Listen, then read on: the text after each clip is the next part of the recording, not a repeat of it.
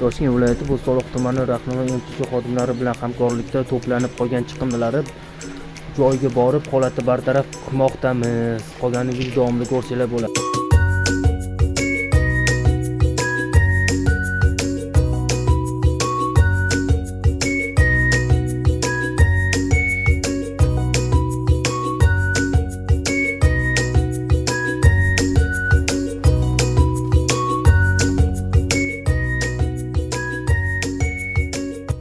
Yomg'ir yog'ishiga qaramasdan biz holatni bartaraf etish maqsadida ishimizga sodiqmiz.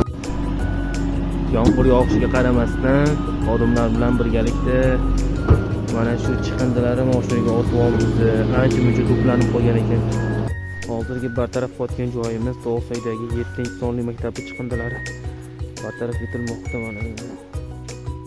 Mana 7-sonli maktab chiqindilari bartaraf etildi.